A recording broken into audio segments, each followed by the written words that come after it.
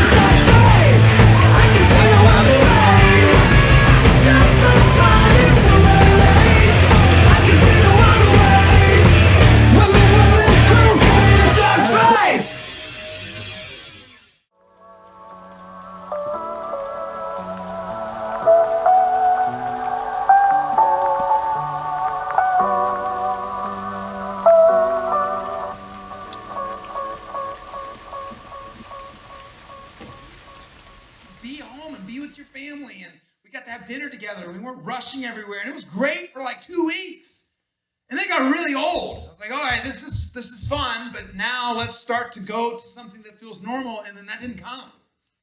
And then really old became really sad.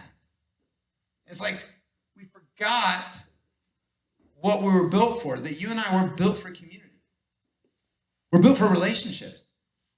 If you go to Genesis, when God creates life, he creates man, and he creates man essentially alone. I mean, he has God and he has life and creation, but he doesn't have anybody else to share life with. And I used to think, well, was that just like a mistake? Was God just not thinking through things? And he's like, oh yeah, I got to create a woman too, like the man. Like, no, it wasn't. Like, the reason why he did that was so Adam could feel the weight of community. Like, Adam was lonely as he needed somebody. So then God gives him a woman, and he has this community because we need community. It's in our DNA. We need each other.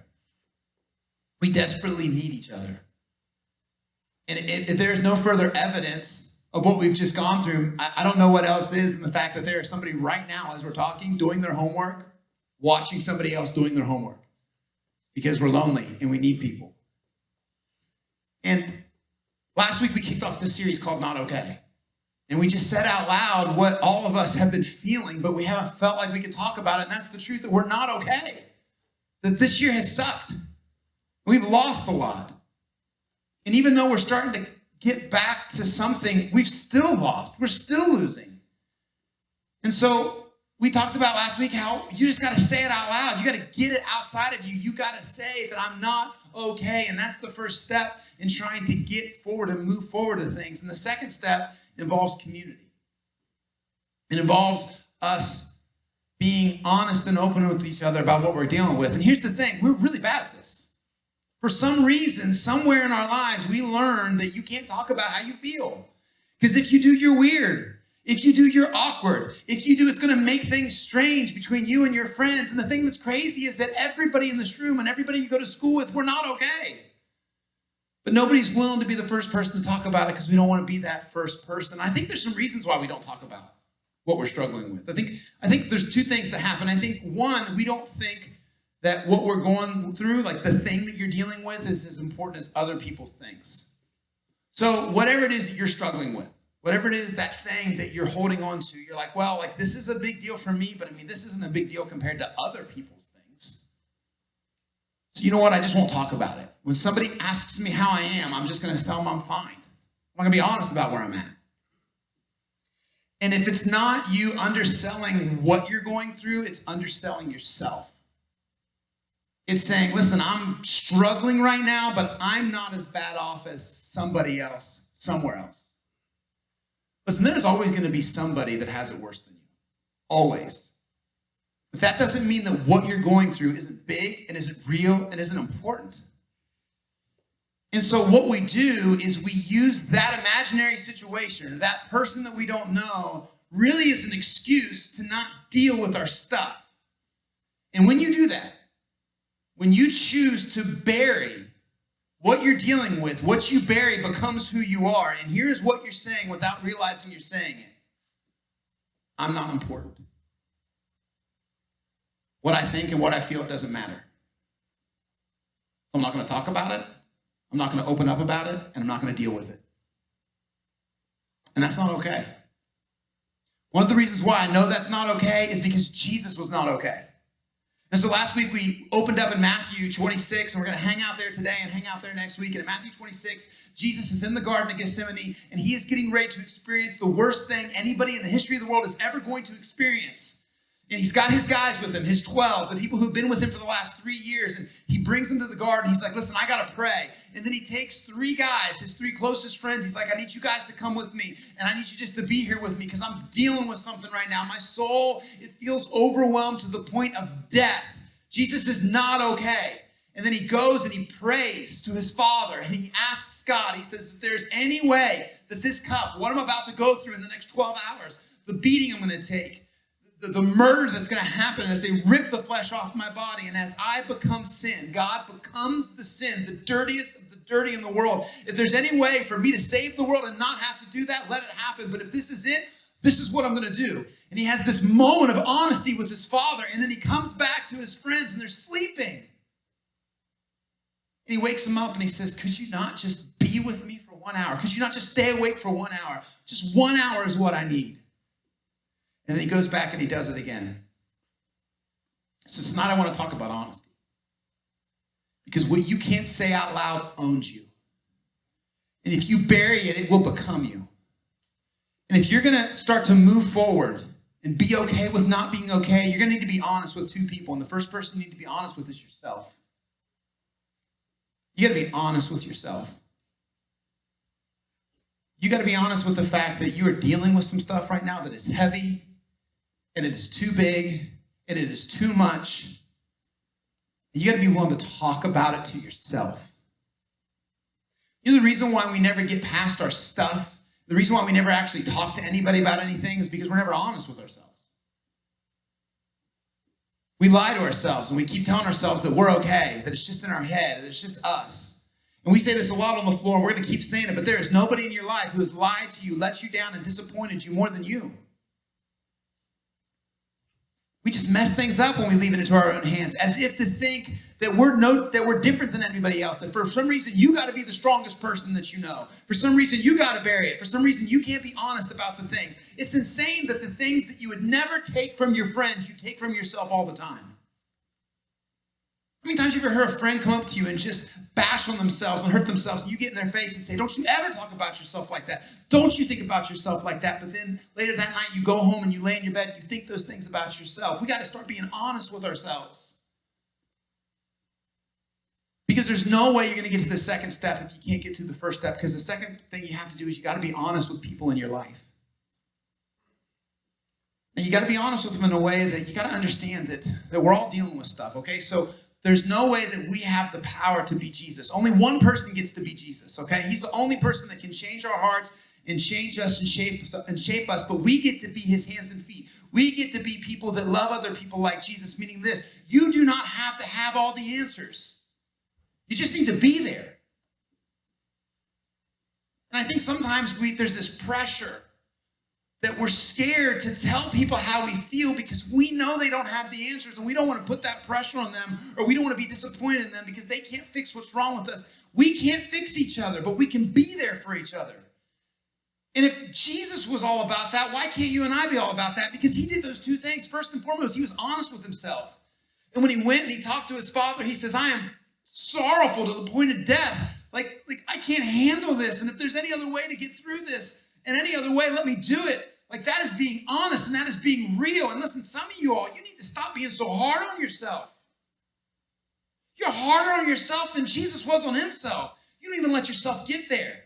You think for some reason to choose that is a cop-out.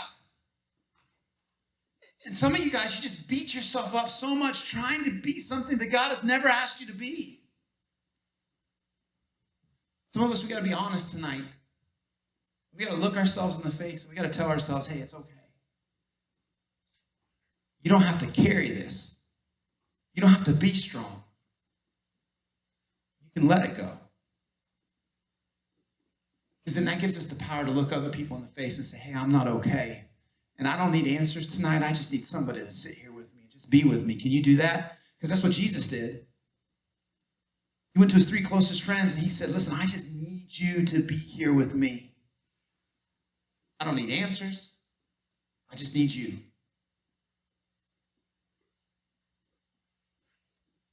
Somewhere along the line, we learned that being honest was being bad. As if being honest was the worst thing you could ever do for somebody. And maybe that's because that's the house you grew up in. Maybe when you were honest about things, you just got in trouble and it just made things worse. Or maybe that's the friends that you've hung out with. Or maybe that's the adults that have been in your life. I don't know what your story is, but some of you, you've learned very early that if I'm honest and I'm real, that's going to cause me some problems. So it's just better to lie. But that is not the way that God created us to live. And so what happens is we're scared to be honest. And the one person we get scared to be honest with is God. As if being honest with Jesus somehow puts us on his bad side. As if being honest with Jesus somehow takes us out of his grace. As if we're somehow tricking him with our life. As if we've got this secret that only we know. And if we became true and real with him, that he'd know what it was. And he'd abandon us and he would never love us, which is crazy. You need to hear this. Jesus is not scared of your honesty. A week before what's about to happen to Jesus, we know that he was out doing some work, and Jesus at this point, like, he's super popular. Everywhere he goes, he draws a crowd. Like, it's crazy not to have any kind of solace. And so he's in the middle of doing some good things, and he gets a letter from home. See, Jesus had a lot of good friends, but then he had some good friends. Like people you grow up with friends. A guy named Lazarus, and he had 2 sisters, Mary and Martha, who Jesus grew up with, and Lazarus is sick. He's so sick that he's going to be dying within the next couple days. And Mary and Martha, they send a letter pleading for Jesus to come and to heal him because they know that he's God and they know that he can do it. But Jesus doesn't go, he waits. And then he gets word that Lazarus is dead. So Jesus shows up to the funeral. And Martha meets him at the gate. It doesn't say how she says it, but I just have to believe that in her voice there is anger and there's frustration because she walks up to Jesus and she said, if you'd have been here, you'd still be alive. This is on you, Jesus. We sent for you. You had the power to save him. If you'd have just been here, he'd have been alive. I mean, talk about honesty. And then it's crazy because in the moment of honesty and anger, she also says in the next breath, but I still believe that you could save him right now. And then this crazy conversation happens where Jesus looks at Martha and he says, Martha, he will rise again. Now, Martha, she's thinking like she's kind of like got her wits to her. I mean, I just imagine like that moment like when she's like, she just said that to Jesus and then she's like, hey, I just need to breathe a second because this is the guy that walks on water and that does like these crazy things. Like, oh, okay, good. He's moving on. Like, you know, he's like, he will rise again. And Martha's like, yeah. Like in the resurrection, at the end of the times, he will rise again. Then Jesus looks at her and says, Martha, I am the resurrection and the life. See, and I take dead things and I make them live. Then he says, do you believe it? Do you believe it? Martha doesn't even understand the weight of the question that he's asking. And then something incredibly beautiful happens. Jesus goes in, he sees Mary, and he sees the family, and he sees the tomb, and the shortest verse in all of Scripture is next, where it says, Jesus, taking all that in, he just sat with the family and he wept. See, Jesus understands that sometimes the best thing you can do for somebody is just sit with them and cry. That even the one who had all the answers, and in just a couple minutes he's about to raise Lazarus from the dead, doesn't even try to give Mary and Martha any answers. He just sits with them and he just holds them and he just cries with them. Like, how crazy that Jesus knows in about 5 minutes Lazarus is going to be alive, but he takes the time to cry. Meaning this, Jesus, who loves you, when you're going through things, even when he knows what's going to happen, never looks at you and says, stop being silly, stop being stupid, stop making a big deal out of your life. But when you go through something and it's heavy for you, it's heavy for Jesus. And even though Jesus knows what's going to work out in your life, he loves you enough to sit with you and cry with you. Jesus is not scared of your honesty. He's not.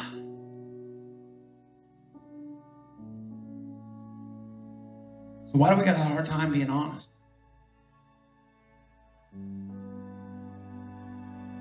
I think it's because we don't think we're worth it.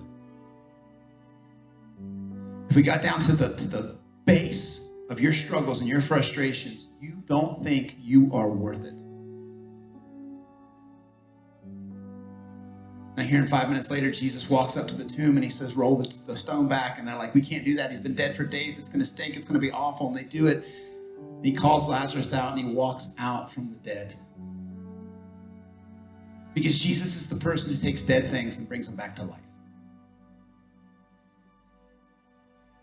Meaning that there are things in your life that feel dead. That you have just believed that it'll never get better, and that belief gets buried, and that becomes who you are, and it becomes the way you think about everything else in your life. I know some of y'all are there. This is where you live. You have already made opinions about people. You've already made opinions about your future. You've already made opinions about yourself based off of your past.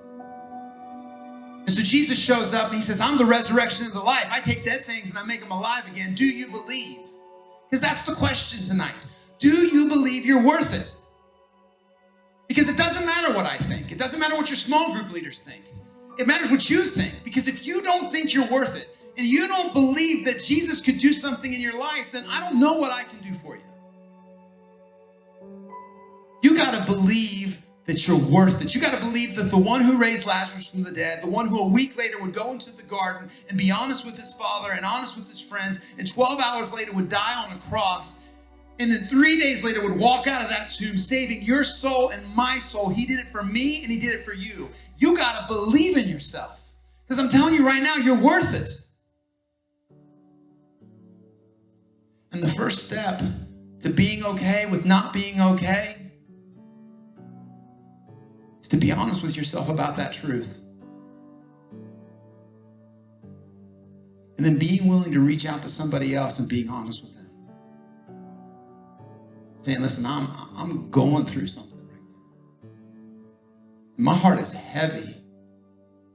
And I can't sleep. And I don't know what I need. But I know I need Jesus, and I know I need someone that can sit with me and pray with me and cry with me and just be here. Because I got to have some conversations with myself that are hard, and I got to have some conversations with some people in my family, and I got to have some conversations with some adults that I trust, and I got to have some conversations with Jesus, because I'm done living in this world like this. You are worth it. And there is a Jesus who takes dead things and he brings them back to life. But the question tonight that you got to ask is, do you believe? Do you believe he could do that for you? So I'm telling you right now, if there's a small part of you that would say, yes, I believe it, we can work with that. We can work with that. That's how we start being okay with not being okay.